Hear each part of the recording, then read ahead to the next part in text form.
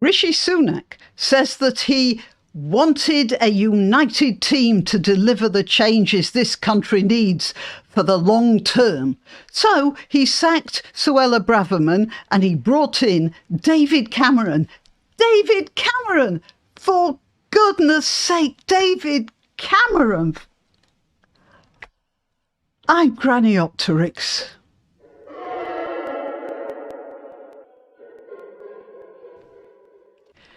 David Cameron.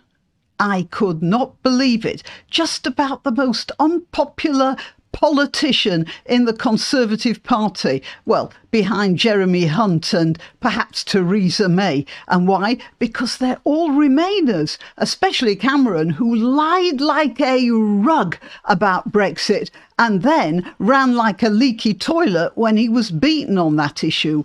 He got things horrendously wrong then, and I see absolutely no reason whatsoever for him to break the habit of a lifetime and get things even marginally right now. And he's been appointed Foreign Secretary. He's not even an MP, by the way. You realise that. He'd left politics. He'd isolated himself in his Cotswold village or whatever. They had to engineer a peerage to get him back into government. Now, as a peer, he isn't accountable, he doesn't represent a constituency, and he has no direct contact with the voting public at all, which is just great for a foreign secretary who will then be in just the right position for engineering a sort of return to Europe, one way or the other, and probably on the worst terms possible. It's just awful. The only sort of confidence anyone out here in the real world will have in him is that he is a confidence trickster. He was a traitor to the British people during the Brexit vote. Oh, yes. His campaign was a set of lies, and he even called it Project Fear, if you remember. And Rishi was a traitor to his boss.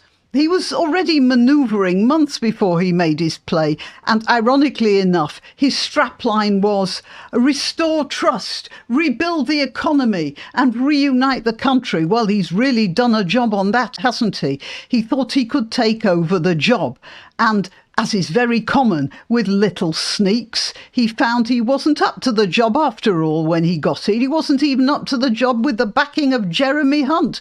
Jeremy Hunt wasn't up to the job either. But he had enough sense to know he shouldn't take it. So he didn't embarrass himself, at least. He just stayed like an eminence grise in the background.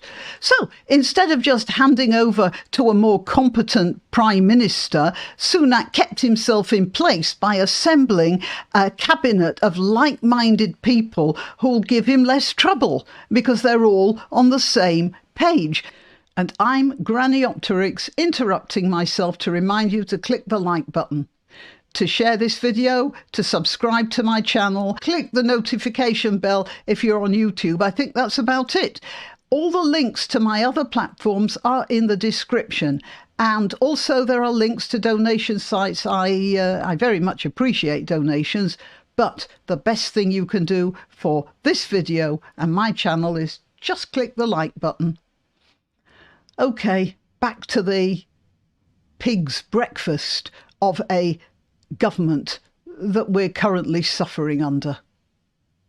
Meanwhile, over the past few months, there's been one resignation after the other of ministers who either won't work for a sneak or have a sneaking suspicion that he'll stab them in the back the same way as he stabbed everyone else. So let's get back to Suella. She said what her constituents are thinking and what they want. There's too much immigration all at once in an uncontrolled flow, and there's a problem with Islam.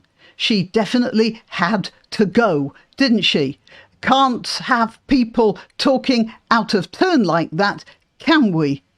Good grief. And that's left us with the choice of... the choice between a set of ideologically race-obsessed incompetents in the Labour Party, obsessed with Islamophobia and putting up taxes. Well, a set of Muslims in the Middle East committed the most horrendous, sadistic and barbaric crimes, and then a whole lot of Muslims in the United Kingdom turned out in force to cheer them on and support them. And he was coming on to Twitter with a thing about Islamophobia. And on the other side, the side that's currently in power, we have a set of treacherous, conniving sneaks with slightly better education and an aristocratic tendency for backstabbing that would do credit to Lucretia Borgia. And to make it worse, it doesn't look like any one of them could run so much as a toy train, Labour or Conservative, and all of them willing droplets in the great blob of government by sneak. Meanwhile, the people who actually do speak out, the Bravermans, the Baddenocks, the Rees-Moggs, they're kept firmly on the sidelines. Too much trouble to argue with them, isn't it? And it's really embarrassing when they come out with stuff that you're not coming out with. Well, the Conservatives have definitely lost the next election now by a landslide. I wish I could rejoice at that because they deserve nothing better.